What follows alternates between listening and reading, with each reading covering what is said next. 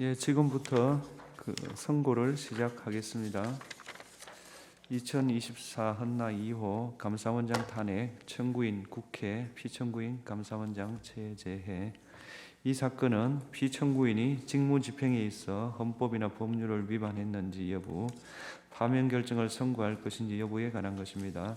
먼저 주문을 선고하고 법정 의견의 요지는 김영두 재판관께서, 재판관 이미선, 정정미, 정계선의 별개 의견의 요지는 정정미 재판관께서 설명하겠습니다. 탄핵 사건이므로 선고 시각을 확인하겠습니다. 지금 시각은 주문, 이 사건 심판 청구를 기각한다. 법정 의견의 요지를 말씀드리겠습니다. 국회는 피청구인 감사원장이 크게 4가지 사유에서 헌법 및 법률을 위반하였다는 이유로 탄핵 심판 청구를 하였습니다. 그것은 첫째로 감사원의 독립성을 훼손하였다는 것이고, 둘째, 국민권익위원장 등에 대한 감사가 표적감사라는 것입니다.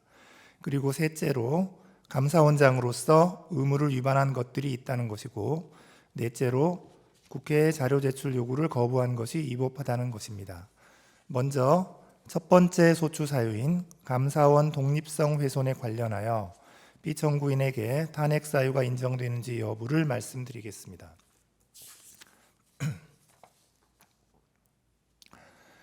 먼저 피청구인이 국회 법제사법위원회 전체 회의 및 국정감사에서 감사원이 대통령의 국정 운영을 지원하고 있다는 취지로 발언한 것이 감사원의 독립성을 훼손하였는지 여부를 보겠습니다. 위 발언의 전체적인 내용, 통상적 의미와 용법, 문맥과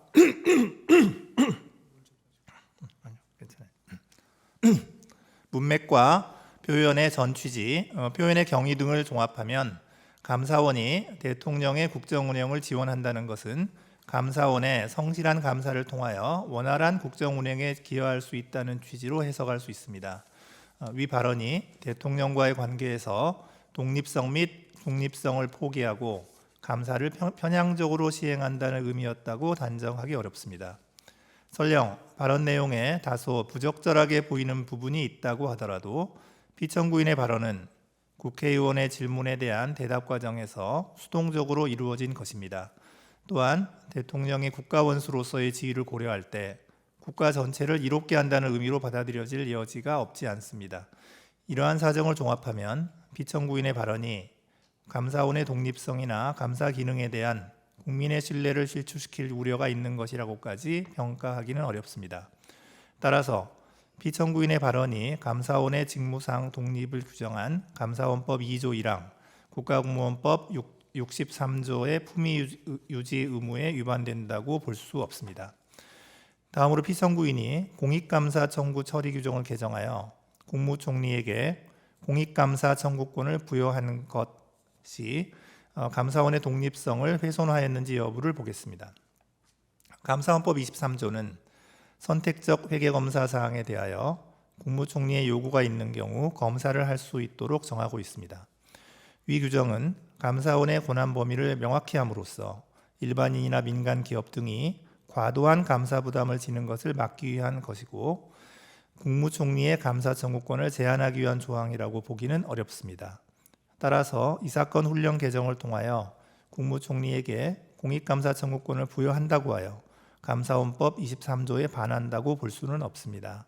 국무총리의 감사 청구가 있어도 감사의 개시 및 범위에 관한 독자적 판단 권한은 여전히 감사원에 있습니다. 또한 행정각부를 통할하는 국무총리에게 공익감사 청구권을 부여하면 여러 부처가 관련되어 있거나 그 소관이 불분명한 사무의 경우 국무총리에 의한 감사 청구가 가능해지므로 공익감사 청구 제도가 활성화될 수 있습니다.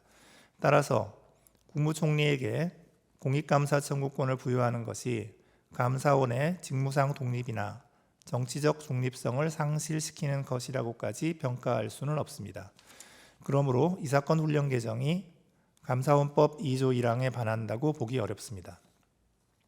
이와 같이 이 사건 훈령 개정이 헌법 및 감사원법에 의하여 부여된 감사원의 직무 범위나 권한의 실질적 변동을 초래한다고 보기 어려우므로 감사원의 직무 범위 등을 법률로 정하도록 한 헌법 100조에 반한다고도 볼 수 없습니다. 감사헌법 12조 1항 1호는 감사원의 감사 정책에 관하여 감사위원 회의의 의결을 거치도록 규정하고 있습니다. 이 사건 훈령 개정이 감사의 기본 원칙이나 대상 방식 등에 관한 감사 정책을 변경한 것이라고 보기는 어렵습니다. 따라서 피청구인이 감사위원 회의에 의결을 거치지 않고 이 사건 훈령 개정을 하였다고 하여 감사헌법 12조 1항 1호에 반한다고 볼 수는 없습니다.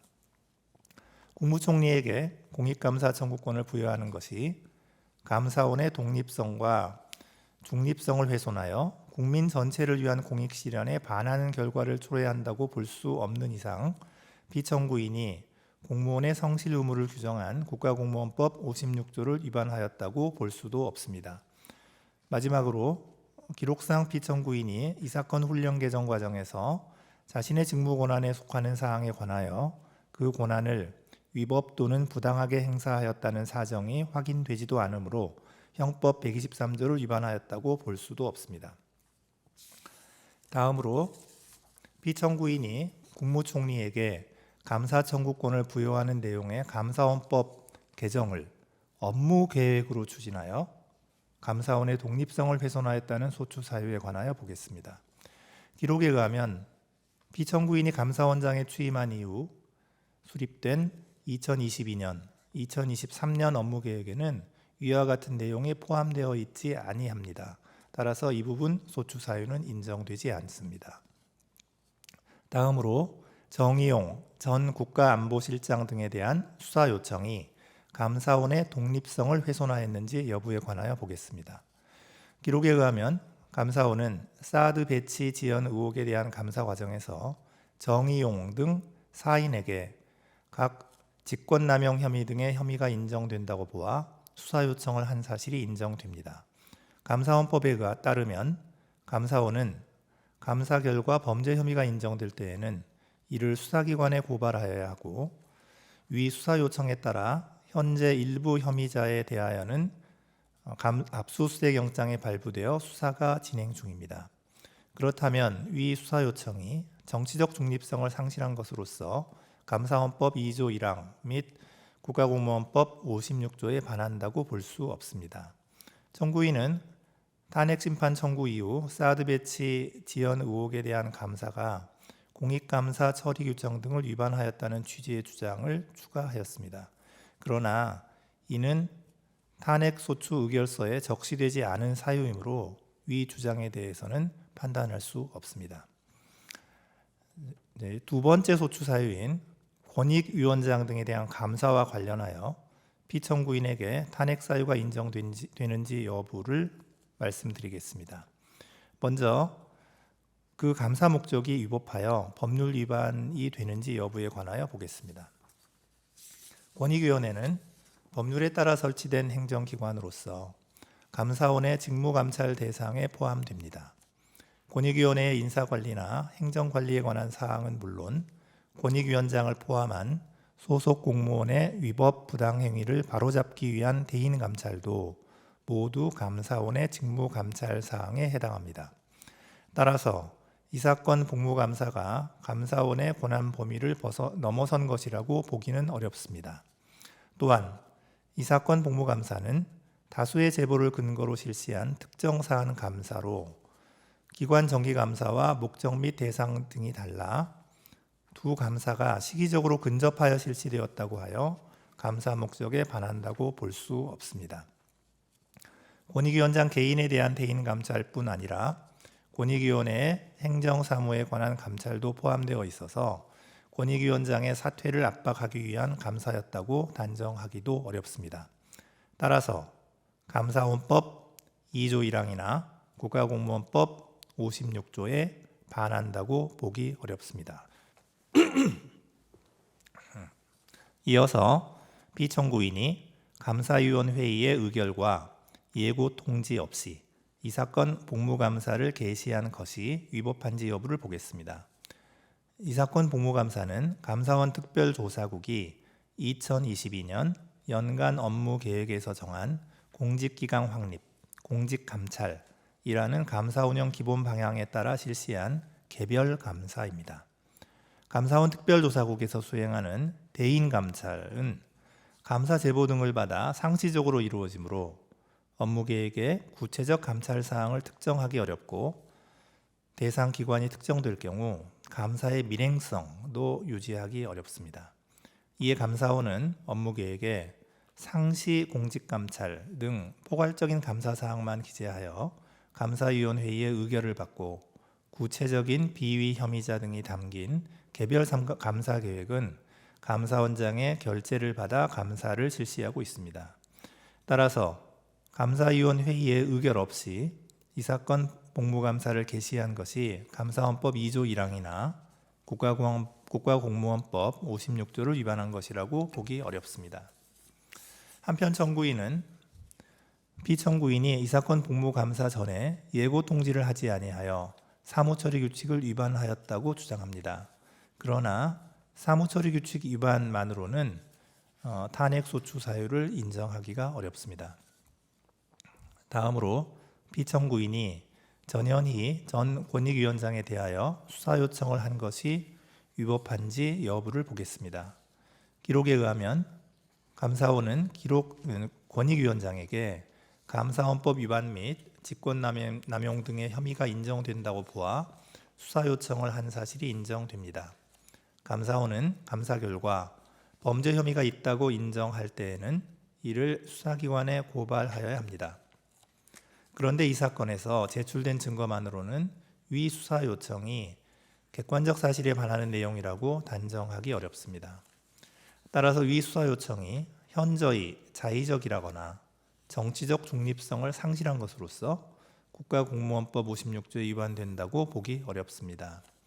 청구인은 위 수사 요청이 감사위원 회의의 의결을 거치지 아니하여 사무처리 규칙을 위반하였다고 주장합니다. 그러나 사무처리 규칙 위반만으로는 탄핵소추 사유라고 인정하기 어렵습니다. 감사 보고서에는 권익위원장의 근태 사안 등에 대한 문제점이 구체적으로 기재되어 있으므로 감사원이 최종 불문 결정을 하였다는 사정만으로 위 수사 요청이 객관적 사실에 반하는 허위 사실을 신고한 것이라고 보기도 어렵습니다. 따라서 위 수사 요청은 형법 156조의 무고죄에 해당한다고 보기 어렵습니다. 다음으로 이 사건 복무감사의 대상 및 진행 절차가 위법하였는지 여부에 관하여 보겠습니다. 청구인은 이 사건 복무감사의 대상 중 유권 해석 사안은 권익위원회의 고유 정책 업무에 해당하므로 감사 대상으로 삼을 수 없다라고 주장합니다. 그러나 행정기관의 사무와 그에 소속한 공무원의 직무는 특별한 사정이 없는 한 감사원의 직무감찰 사항이 됩니다. 감찰 대상인 사무나 직무의 범위도 제한이 없습니다. 따라서 유권 해석 사안에 대한 감사가 감사원법상 인정된 감사원의 직무 범위를 넘어선 것이라거나 국가공무원법 56조를 위반한 것이라고 볼 수 없습니다. 청구인은 피청구인이 강압적인 감사를 하고 이 사건 복무감사와 관련한 사항을 언론에 공개하여 감사원법 등을 위반하였다고 주장합니다.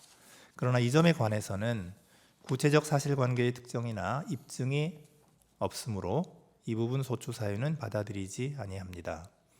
청구인은 가사도 민원 사안에 대한 감사가 이 사건 복무감사의 목적 범위를 벗어난 것이라고 주장합니다. 그러나 가사도 민원 사안에 대한 감사는 권익위원회의 업무 처리 절차가 적정하였는지 여부를 점검함으로써 공직기강을 확립하고자 한 것이었습니다. 따라서 그 감사가 이 사건 복무감사의 목적 범위를 벗어났다고 보기 어렵습니다. 그러므로 행정조사기본법 4조 1항 및 국가공무원법 56조에 위반되지 않습니다. 다음으로 이 사건 복무감사에 관한 감사보고서를 시행하는 과정에서 피청구인이 전산부서로 하여금 주심위원회 열람이 없이 감사보고서의 시행이 가능하도록 전자문서 시스템을 변경하게 한 행위가 위법한지 여부에 관하여 보겠습니다. 감사원 훈령인 감사사무 등 처리에 관한 규정에 따르면 감사위원 회의에서 감사 결과 처리안을 변경하여 시행하도록 의결된 때에는 주심위원회 열람을 받아 감사 결과를 시행하도록 되어 있습니다. 위 규정은 주심위원에게 실질적인 열람 결재 권한을 부여한 것으로 감사원장이나 다른 감사위원이 주심위원회 열람 결재를 대체할 수 있다고 보기 어렵습니다. 설령 주심위원회 협조를 기대하기 어려운 예외적 상황이 발생하였다고 하더라도 적법한 절차에 따라 관련 제도와 규정의 정비를 통해 문제를 해결하였어야 합니다. 그런데 피청구인은 오로지 감사 보고서를 즉시 시행시킬 목적으로 유효하게 시행 중이던 훈령 규정의 효력을 일시 정지시키는 내용의 방침을 전달하였으므로 감사원 훈령의 제정이나 개정 절차를 준수하였다고 보기 어렵습니다. 이는 피청구인이 법령상 허용된 권한 범위를 벗어나 주심위원회 열람 권한을 침해한 것이므로 국가공무원법 56조에 위반됩니다.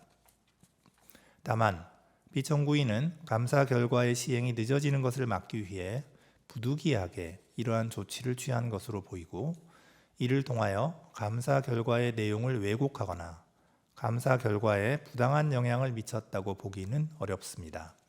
그렇다면 위법 부당의 정도가 직권남용에 이른 경우라고 단정하기 어렵고 피청구인에게 직권남용의 고의가 있었다는 점이 합리적 의심의 여지 없이 증명되었다고 볼 수 없습니다. 따라서 형법 123조의 직권남용죄에 해당한다고 보기 어렵습니다. 한편 피청구인은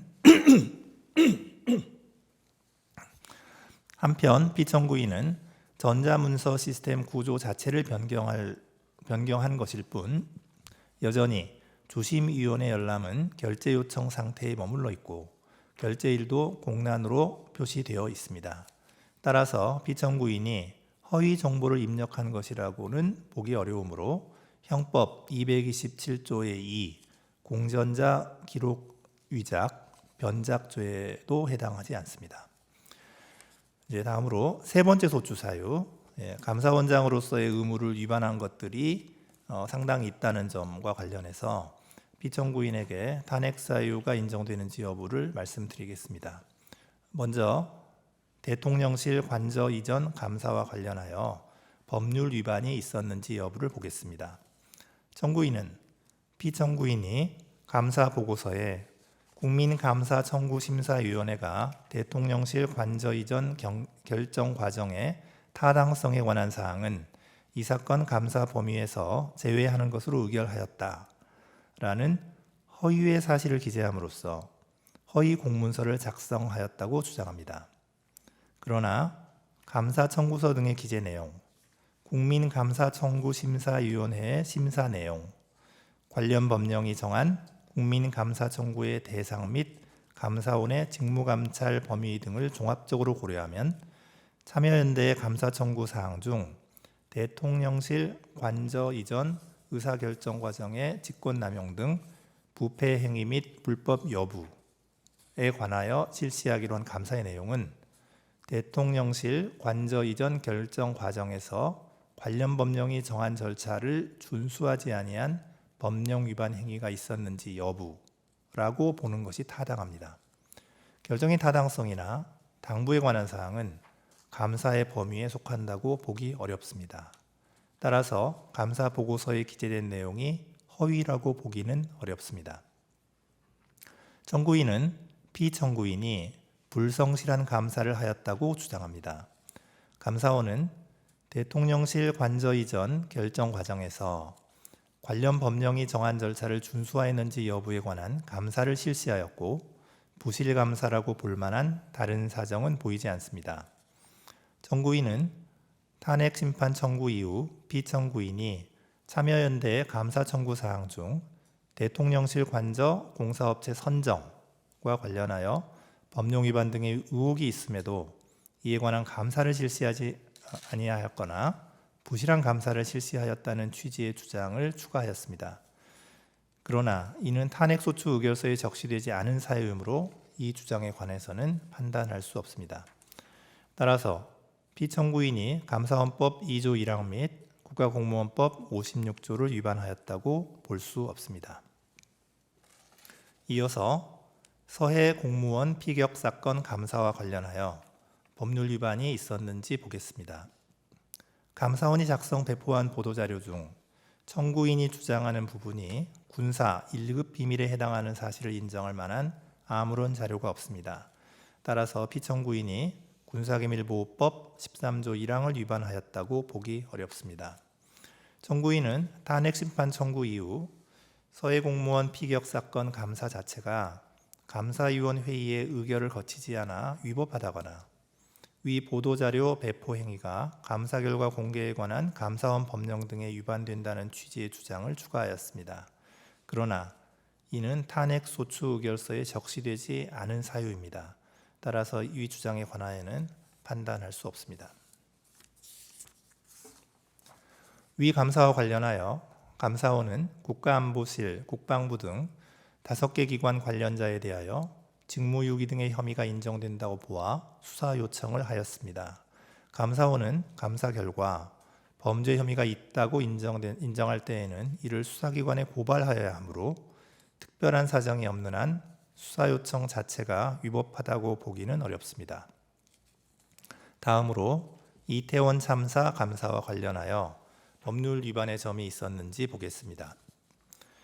이 부분 소추 사유는 피청구인이 2023년 연간 업무 계획에 이태원 참사 사건과 관련한 구체적인 감사 계획이 수립되어 있었음에도 그러한 감사 계획이 없다라는 허위 내용의 발언을 하고 같은 내용의 보도 참고 자료를 작성 배포하였다는 것입니다. 그런데 기록에 의하면 감사원은 2023년 연간 업무 계획에서 이태원 참사와 관련하여 구체적 감사 계획을 수립한 사실이 인정되지 아니합니다. 따라서 이 부분 소추 사유는 인정되지 않습니다. 다음으로 월성 원전 1호기 조기 폐쇄 감사와 관련하여 법률 위반의 점이 있었는지 보겠습니다. 이 부분 소추 사유는 피청구인이 감사원장으로 취임하기 전의 행위입니다. 그래서 피청구인의 감사원장으로서의 직무집행에는 해당하지 않습니다. 피청구인은 탄핵심판 청구 이후 청구인은 탄핵심판 청구 이후 피청구인이 위 감사와 관련한 판결에 불복하는 등 위법한 감사를 지속하였다는 취지의 주장을 추가하였습니다. 그러나 이는 탄핵소추 의결서에 적시되지 아니한 사유이므로 이에 관하여는 판단할 수 없습니다. 다음으로 중앙선거관리위원회에 대한 감사와 관련하여 법률 위반의 점이 있었는지 보겠습니다. 중앙선거관리위원회에 대한 감사는 합의제 기관인 감사위원회의의 의결에 따라 실시된 것이므로 특별한 사정이 없는 한 피청구인이 감사원장의 지위에서 행한 행위라고 보기 어렵습니다. 따라서 이 부분 소추 사유를 피청구인이 감사위원회의의 구성원으로서 한 위 감사 실시에 관한 의결을 문제 삼는 것으로 보더라도 기록상 피청구인이 감사위원에게 부여된 권한을 그 취지에 명백하게 어긋나게 행사하였음을 인정할 자료를 찾아볼 수 없습니다. 따라서 이 부분 소추 사유는 인정되지 않습니다. 네 번째 소추 사유인 피청구인이 국회 법제사법위원회의 서류 제출 요구에 응하지 않고 현장 검증 당시 기록의 열람을 거부한 행위가 위법한지 여부에 관하여 보겠습니다. 먼저 법제사법위원회의 서류 제출 요구에 관하여 보겠습니다. 법제사법위원회의 2024년 9월 25일자 의결에 따라 이루어진 서류 등의 제출 요구는 제출 요구일 하루 전인 2024년 10월 6일 감사원에 송달되었습니다. 정청래 위원 등의 2024년 9월 24일자 서류 제출 요구 목록은 제출 요구일 2일 내지 5일 전인 2024년 9월 25일 감사원에 송달되었습니다. 위원회 제적위원 3분의 1 이상의 요구로 이루어진 전현희, 이성윤 위원의 2024년 9월 30일자 서류 제출 요구 목록은 제출 요구일 2일 내지 3일 전인 2024년 9월 30일 감사원에 송달되었습니다. 따라서 위 서류 제출 요구들은 서류 제출 요구가 늦어도 제출 요구일 7일 전에 송달되어야 한다라는 국회에서의 증언 감정 등에 관한 법률이 정한 절차를 준수하였다고 보기 어렵습니다. 그렇다면 적법한 절차에 따라 서류 제출 요구가 있었다고 보기 어려우므로 피청구인의 서류 제출 거부 행위는 국회 증언 감정법에 위반된다고 볼 수 없습니다. 다음으로 현장 검증에 관하여 보겠습니다. 이 사건 현장 검증 실시 통보서는 국회 증언 감정법이 정한 절차를 준수하여 송달되었습니다. 피청구인은 현장 검증 실시 중에 회의록 열람을 거부하였고 국회 증언 감정법상 검증을 거절할 수 있는 사유에 관한 소명도 이루어지지 않았습니다. 따라서 이러한 열람 거부 행위는 국회 증언 감정법 10조 4항 및 4조 1항에 위반됩니다. 다만 감사원은 감사원의 직무상 독립성을 저해할 우려가 있어서 감사위원회의 회의록을 제출할 수가 없다라는 취지의 답변서를 제출하였습니다. 이에 비추어 보면 감사원장인 피청구인이 구체적으로 직무를 수행해야 할 자기 의무가 있는데도 이를 저버린다고 인식하고 의무를 이행하지 않은 것으로까지 보기는 어렵습니다. 따라서 위 열람 거부 행위 등이 형법 122조 직무유기죄에 해당한다고는 볼 수 없습니다. 피청구인이 감사원장으로서의 권한을 남용하여 감사원 소속 공무원으로 하여금 국회에 서류 제출 요구 등을 거부하도록 지시하였다는 점은 이를 입증할 만한 자료가 없습니다. 따라서 형법 123조에 직권남용죄가 성립한다고 보기 어렵습니다. 마지막으로 앞서 인정된 법률 위반 사항들이 피청구인을 파면할 정도로 중대한 법 위반에 해당하는지 여부에 관하여 종합적으로 살펴보겠습니다. 감사원장의 파면을 요청할 정도로 중대한 법 위반인지 여부는 법 위반 행위가 헌법 질서에 미치는 부정적 해악과 감사 기능의 독립적 수행을 위하여 신분이 보장되는 감사원장의 헌법상 지위 등을 함께 고려하여 판단하여야 합니다. 피청구인은 감사원의 전자문서 시스템을 변경하여 주심위원회 열람 없이 감사보고서를 시행할 수 있도록 함으로써 국가공무원법 56조를 위반하였습니다. 다만 이는 감사 결과의 원활한 시행을 위한 것으로 볼 여지가 있고 피청구인에게 특별히 감사 결과에 관여하거나 부당한 영향을 미치기 위한 의도가 있었다고 보기는 어렵습니다. 또한 피청구인은 국회위원회 현장 검증 당시 감사위원 회의의 회의록에 대한 열람을 거부함으로써 국회 증언 감정법을 위반하였습니다. 그러나 감사위원회의 운영 등에 관한 규칙에 의하면 감사위원 회의의 회의는 공개하지 않도록 정하고 있고 이는 감사원의 직무상 독립성과 정치적 중립성을 확보하기 위한 것으로 보입니다. 또한 피청구인은 현장 검증 당시 감사 보고서 등을 공개하고 감사위원 회의에 참여하였던 감사위원들을 증인으로 참석하도록 하였습니다. 이러한 점을 고려하면 피청구인이 법질서를 무시하거나 이에 역행하고자 하는 적극적인 의도로 법률을 위반하였다고 보기는 어렵습니다. 그렇다면 피청구인의 법 위반이 헌법 질서에 미치는 부정적 영향이나 해악의 정도가 중대하여 피청구인에게 간접적으로 부여된 국민의 신임을 박탈하여야 할 정도에까지 이르렀다고 단정하기 어렵습니다. 따라서 피청구인의 파면을 정당화하는 사유가 존재한다고 볼 수 없습니다. 이상입니다. 재판관 이미선, 재판관 정정미, 재판관 정계선의 별개 의견의 요지를 말씀드리겠습니다. 이 사건 심판 청구가 기각되어야 한다는 결론에 있어서는 법정 의견에 동의하나 피청구인이 전자문서 시스템을 변경한 행위, 국회위원회의 현장 검증 시 회의록 열람을 거부한 행위에 더하여 이 사건 훈령 개정으로 국무총리에게 감사 청구권을 부여한 행위 역시 감사원의 독립성과 중립성을 훼손하는 것으로서 헌법 및 감사원법 등에 위반된다고 봅니다. 먼저 이 사건 훈령 개정이 감사원법 2조 1항 및 23조를 위반하였다는 점에 대해서 보겠습니다. 감사원은 사정 기능을 담당하는 권력기관으로서 직무상 독립성과 정치적 중립성을 중요한 요소로 합니다. 감사원이 감사 과정에서 정치적 편향성을 가질 경우 표적 감사 내지 면죄부 감사가 될 수 있어 감사 기능의 본래 목적을 충족하지 못하기 때문입니다.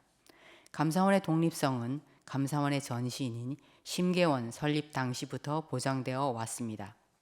헌법 및 감사원법은 감사원의 직무상 독립성과 중립성을 보장하기 위하여 감사원장 및 감사위원의 임기 보장, 신분 보장, 겸직 및 정치운동의 금지 등을 규정하고 있습니다. 다만 감사원은 직제상 대통령 소속 하에 있고 대통령은 감사원장 및 감사위원에 대한 임명권 등 감사원의 인적 구성에 관한 권한을 가지고 있어 감사원의 독립성과 중립성에 한계로 작용하고 있습니다. 그럼에도 피청구인은 이 사건 훈령 개정을 통해 대통령을 보좌하는 국무총리에게 공익감사 청구권을 부여하였는 바 이는 감사원이 지니는 위와 같은 독립성의 한계를 더욱 가중시킬 우려가 있습니다. 국무총리는 대통령을 보좌하는 행정부의 2인자로서 국정 전반에 관하여 대통령의 명을 받아 포괄적이고 종합적으로 행정 각부를 통할할 권한을 가지고 있습니다. 따라서 국무총리는 행정각부의 장과 달리 행정 전반에 걸친 포괄적인 감사 청구가 가능합니다. 공익감사 청구 처리 규정에 의하면 감사원이 감사 개시 여부를 독자적으로 판단하여 결정하도록 하고 있으나 위와 같은 국무총리의 지위와 영향력을 고려하면 사실상 국무총리의 감사 청구가 있음에도 감사원이 감사 개시를 하지 않을 가능성은 기대하기 어렵습니다. 더구나 공익감사 청구 처리 규정은 국무총리로 하여금 감사 청구 시 감사원과 미리 협의하도록 규정하여 감사 방향에 관한 광범위한 행정 개입의 가능성을 증대시킬 수 있습니다. 따라서 이 사건 훈령 개정은 감사원의 독립성과 중립성을 훼손하는 것으로서 감사원법 2조 1항에 위반됩니다. 한편 감사원법 23조는 선택적 회계 검사 사항에 한하여 국무총리에게 감사 청구권을 부여하고 있습니다.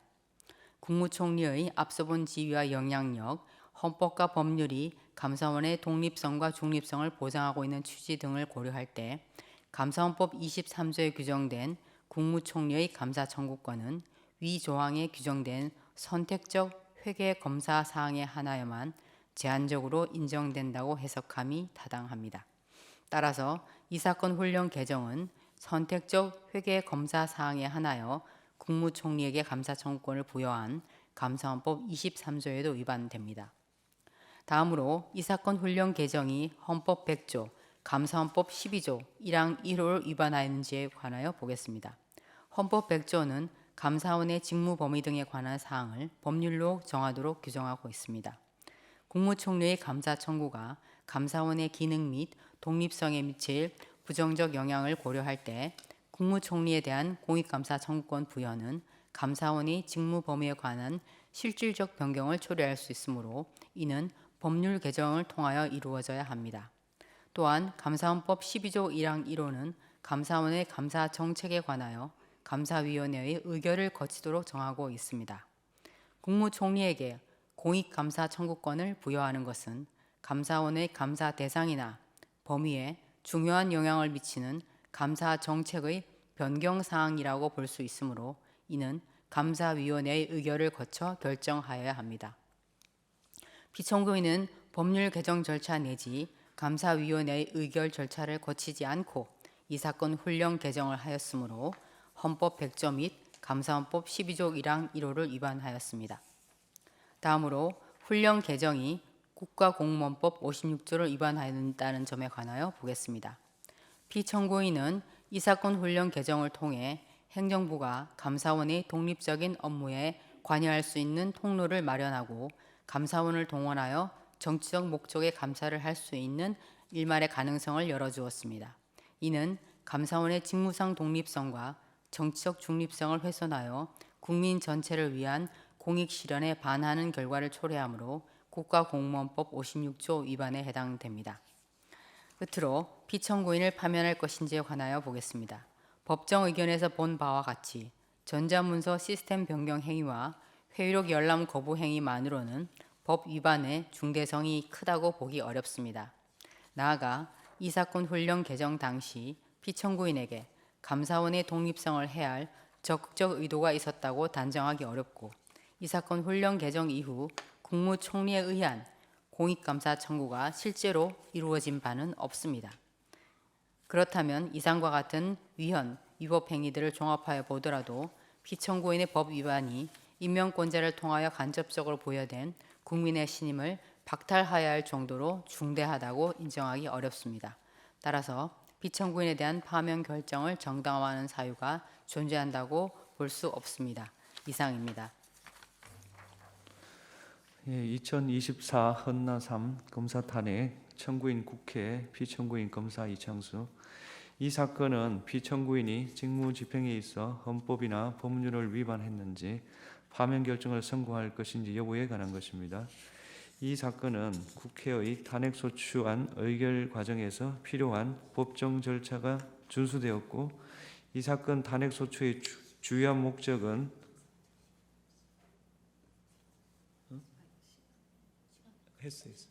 줌을 먼저 낭독했어요. 주요한 목적은 헌법을 수호하기 위한 것으로서 부수적으로 정치적 동기가 내포되었다 하더라도 탄핵소추권이 남용되었다고 단정할 수 없습니다. 또한 이 사건 소추 의결서는 심판 대상을 확정할 수 있을 정도의 사실관계가 구체적으로 기재되어 있습니다. 탄핵소추 사유가 특정되지 않았다고 볼 수 없습니다. 피청구인이 도이치모터스 사건에서 김건희에 대한 수사 과정과 관련하여 헌법과 법률을 위반했는지 여부에 관하여 보겠습니다.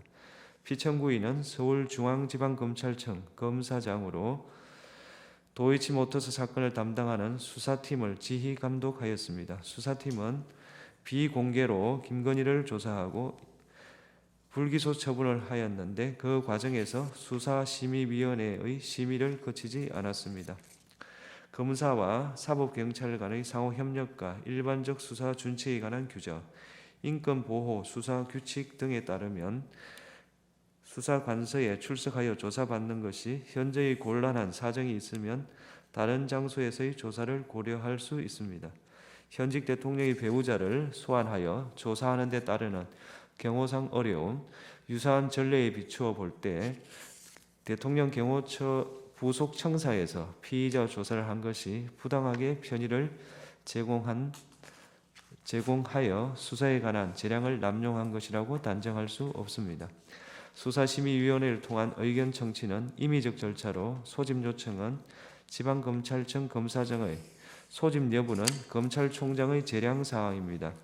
불기소 처분 당시 검찰총장의 수사권이 배제되어 있어 피청구인은 수사의 공정성에 대한 다른 논란을 일으킬 여지가 있으므로 소집 요청을 하지 않았다고 주장하는 바 피청구인이 소집 요청을 하지 않은 것이 재량을 남용했다고 할 수 없습니다.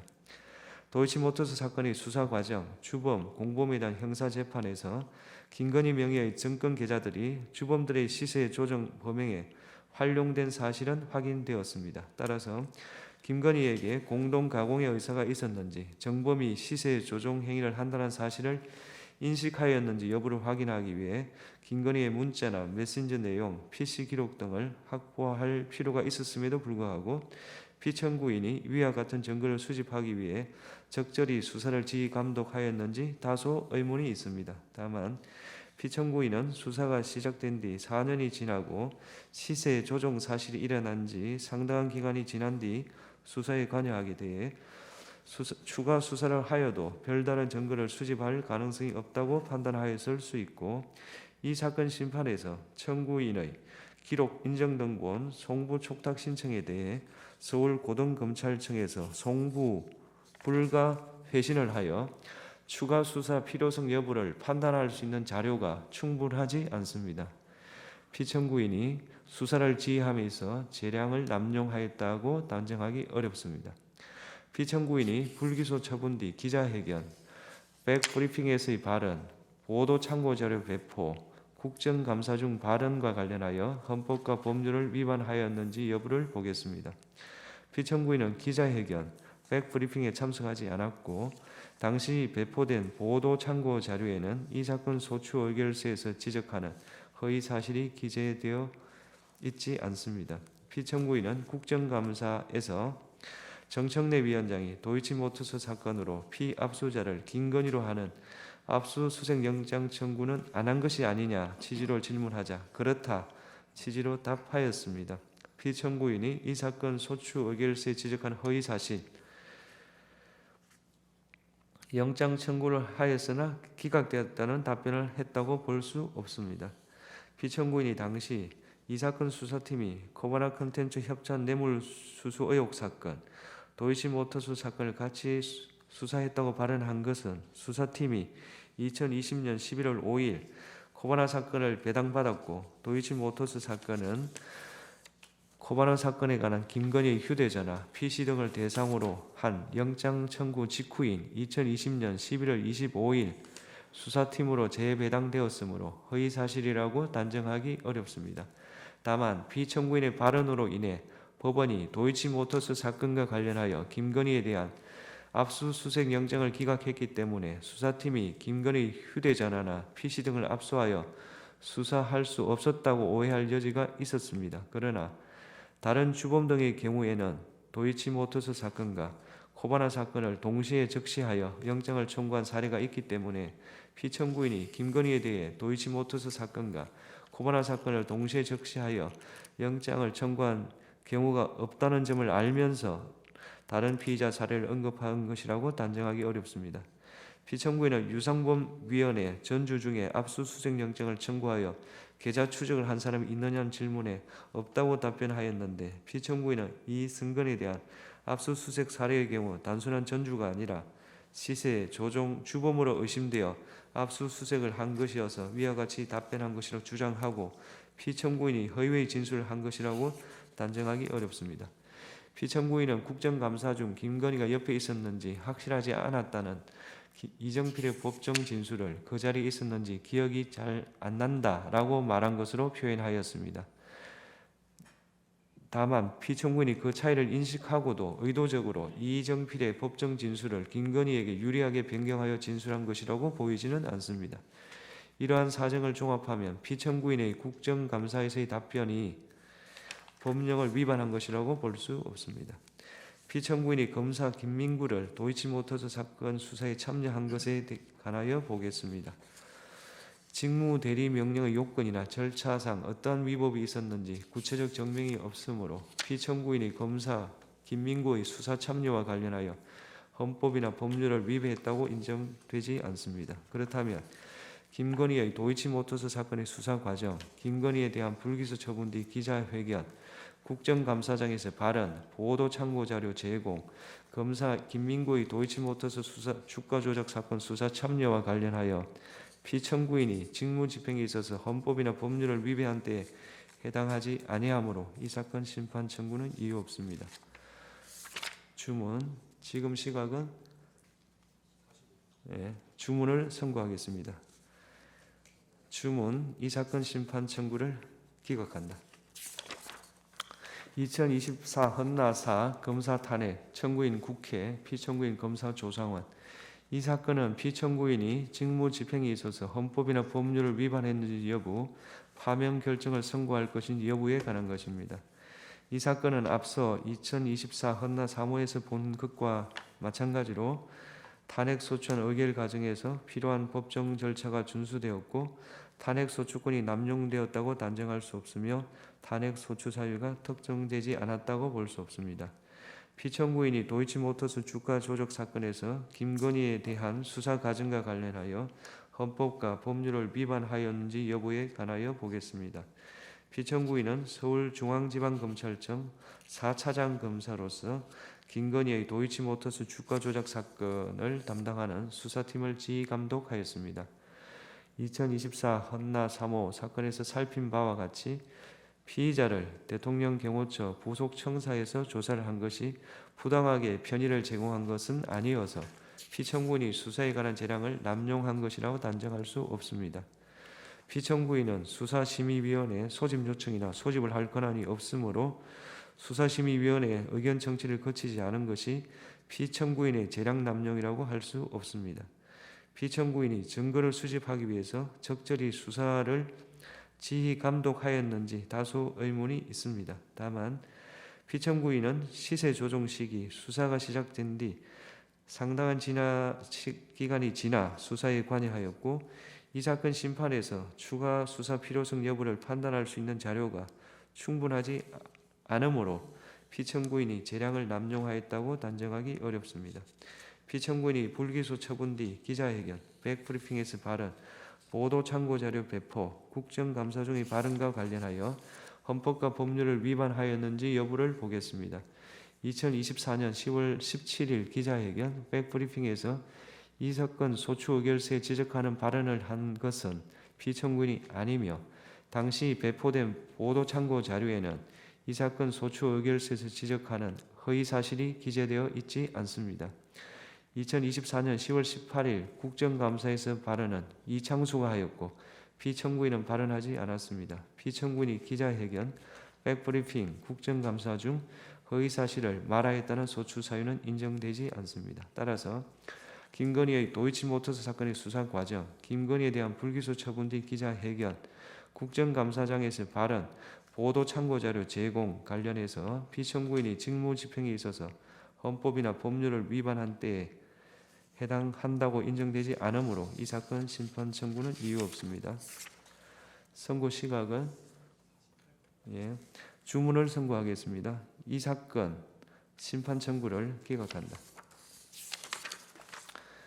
2024 헌나 5호 검사 탄핵 청구인 국회 피청구인 검사 최재훈 이 사건은 직무 집행에 있어서 헌법이나 법률을 위반했는지 파면 결정을 선고할 것인지 여부에 관한 것입니다.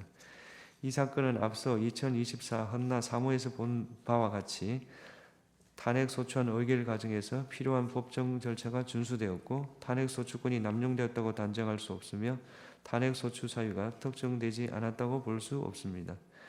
피청구인이 도이치모터스 주가 조작 사건에서 김건희에 대한 수사 과정과 관련하여 헌법과 법률을 위반하였는지 여부에 관하여 보겠습니다. 피청구인은 도이치모터스 사건의 수사팀 부장검사로 임명되었습니다. 2024 헌나 3 사건에서 살핀 것과 같이 피의자를 대통령 경호처 부속 청사에서 조사를 한 것이 부당하게 편의를 제공한 것은 아니어서 피청구인이 수사에 관한 재량을 남용한 것이라고 단정할 수 없습니다. 피청구인은 수사심의위원회 소집 요청이나 소집을 할 권한이 없습니다. 수사심의위원회 의견 청취를 거치지 않은 것은 피청구인이 재량을 남용한 것이라고 할 수 없습니다. 피청구인이 위와 같은 증거를 수집하기 위해 적절히 수사를 하였는지 다수 의문이 있습니다. 다만 피청구인은 시세 조정 시기 수사가 시작된 뒤 상당한 기간이 지나 수사에 관여하였고 이 사건 심판에서 추가 수사 필요성 여부를 판단할 수 있는 자료가 충분하지 않으므로 피청구인이 재량을 남용하였다고 단정하기 어렵습니다. 피청구인이 불기소 처분 뒤 기자회견, 백브리핑에서 발언, 보도 참고자료 배포, 국정감사 중 발언과 관련하여 헌법과 법률을 위반했는지 여부에 관해서 보겠습니다. 기자회견 및 백브리핑에서 피청구인은 기자들의 질문에 답하였습니다. 이 자리에서 배포된 보도 참고 자료에는 허위 사실이 기재되어 있지 않으므로 보도 참고 자료 배포와 관련하여 형법상 허위 공문서 작성, 동행사죄에 해당한다고 볼 사정은 없습니다. 피청구인은 도이치모터스 사건에서 김건희의 휴대전화 등에 대한 영장 청구를 하였으나 기각되었다고 발언하였는데 이 영장은 코바나 사건에 관한 것입니다. 피청구인은 코바나 사건은 도이치모터스 사건의 수사를 무마하기 위한 것이었다고 의심하였고 영장에 이러한 취지가 기재되어 있었으며 피의자도 서로 겹치는 부분이 있었으므로 기자들에게 위와 같은 맥락을 설명하고자 한 것이라고 주장하고 군호소에 대한 압수수색 영장 등에는 실제로 코바나 사건과 도이치모터스 사건이 함께 피의사실로 기재된 경우가 있습니다. 피청구인은 장시간에 걸쳐 질의응답을 하는 과정에서 도이치모터스 사건과 코바나 사건을 연관지어 설명하다가 다소 모호하여 혼동을 초래하는 발언을 하였을 가능성이 있습니다. 영장 청구가 모두 피청구인이 수사팀으로 발령받기 전 일어난 것으로 피청구인이 실제 사실과 다른 부분이 있다는 것을 명확하게 인식하면서 발언하였다고 단정하기는 어렵습니다.